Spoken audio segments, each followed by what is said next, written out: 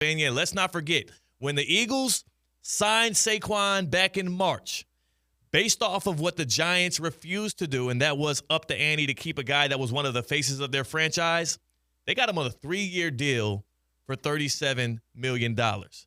I still think that's a bargain for what he meant for this team this year and what he can mean over the next couple of years. He's 28 years old. I know he's on the wrong side of what the nerds will tell you is the analytics curve of when running backs break down. But I see Derrick Henry still toting that thing for the Ravens at 30 years old. And I don't think that Saquon Barkley showed any hints of slowing up, especially with that Eagles O-line, right? Like, he could be electric for the next 2, 3, 4 years for Philadelphia, extend that dynasty potential, that playoff or contention window for a Jalen Hurts-led team. And every single year that they line up and they have Hurts and Barkley, I think that there's nobody that's going to project them to finish outside of the top 2 in the NFC at least. It is the perfect mutually beneficial relationship, talking about the Eagles and Saquon Barkley. Yeah. Saquon Barkley put up this record not only because of his generational talent, but also because of the environment he was put in with that offensive line and that quarterback who's also a run threat. They are so perfect for each other, where I think Saquon, this is the first year of his contract, but when eventually you go to the bargaining table, I think Saquon probably give a hometown discount to Philadelphia because he knows he would extend his career there. Yeah, he'll extend. It's a partnership that just makes sense. We already heard from Derrick Henry. He said, I want to retire a Raven. That's a partnership that just makes complete and total sense. As a symbiotic relationship, him and Lamar Jackson in that backfield. Saquon is an even better fit with the Eagles and what they like to do on offense alongside Hurts. And on top of that, it's in his home state. Yeah. Like, I don't know the geography of Pennsylvania enough to start pulling up what Saquon's actual hometown is and where he went to high school is. And I don't know if he's more of a West Pennsylvania, I don't know. Pennsylvania is a pretty big state, too, for people that, like, don't have a grasp for it. Like, it's one of the largest northeastern states up there, right? Yeah, he's on the eastern side. So, like, if you were to root for one or the other, it'd be an Eagles guy versus a Steelers guy. Yeah. So it works out. Mm-hmm. So it also works out. So Saquon is like a homegrown talent that can now finish his career in a place that is going to be – they're going to immortalize him with a statue. And I think that is why, number one, we should all be lining up and thanking the New York Giants for not just letting Saquon walk, but doing it publicly, right? Having your owners say, I'm going to lose sleep over this. I'm going to have restless nights because this guy can no longer be our running back. Doing that on Hard Knocks in the offseason and letting us walk through that process of it, because that just adds to the aura, the lore of Saquon.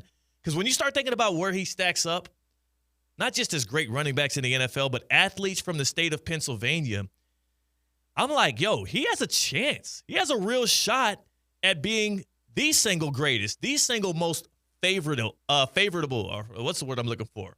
I don't know where you're going for here. Favored, at least for people from the state. Like, I know you're from upstate New York, but you spent a lot of time in Pennsylvania. Who are some of the guys that people herald as, oh, that's our guy?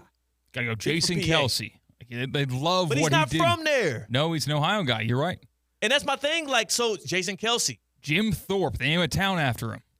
Jim Thorpe. Not even necessarily from Pennsylvania. So when I looked up athletes that actually hail from the state, you get guys like Wilt Chamberlain, who won a championship professionally for the Sixers.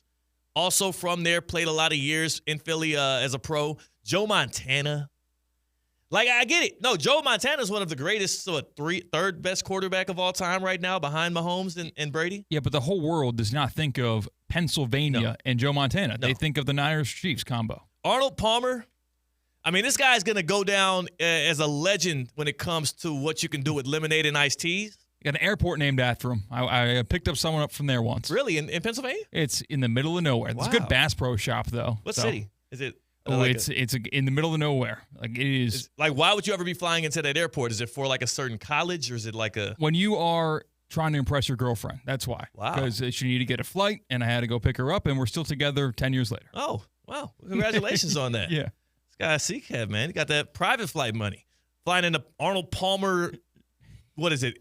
International? Yeah, I think so. Jeez Louise. Okay. Mike Piazza. Like, greatest hitting catcher all time, all that great stuff, but still, like, ain't nobody going to be watching Mike Piazza highlights like that 25 years from now in the same way that we're going to be searching that guy Saquon Barkley up nationwide, let alone being from Pennsylvania.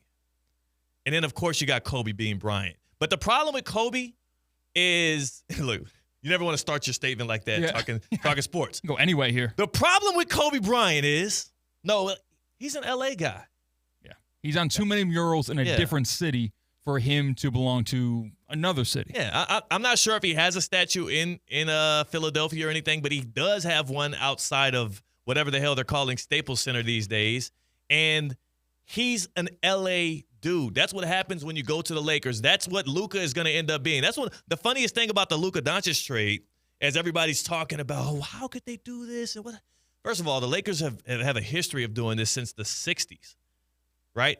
Like, that's what they do. They acquire superstar talent that is not homegrown, but then they become Lakers. Wilt Chamberlain, when the first thing that people think about when you think Wilt is more so the Lakers. Kobe Bryant, Lakers. Shaq, he was a Magic player for a while. Nobody thinks about Magic Shaq. He is a Laker.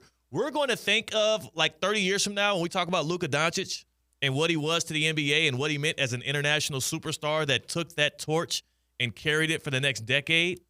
We're going to think about him as a Los Angeles Laker. Like, that's his legacy now. I don't think that franchise is letting that guy walk out the door. No. And the same thing, I believe, is going to go for Barkley if he does keep this run going for the Eagles. And more importantly, that's why I look at guys like Kobe and even Aaron Donald, and I say, though they are legends from that state, they won't have that same undying support and undying impact where people look at them as Pennsylvania or Philly area legends in the way that Saquon can do. I'm already scripting out, or at least sculpting out in my mind what that statue is going to look like. The greatest part about it is at least it did happen right there at their home stadium.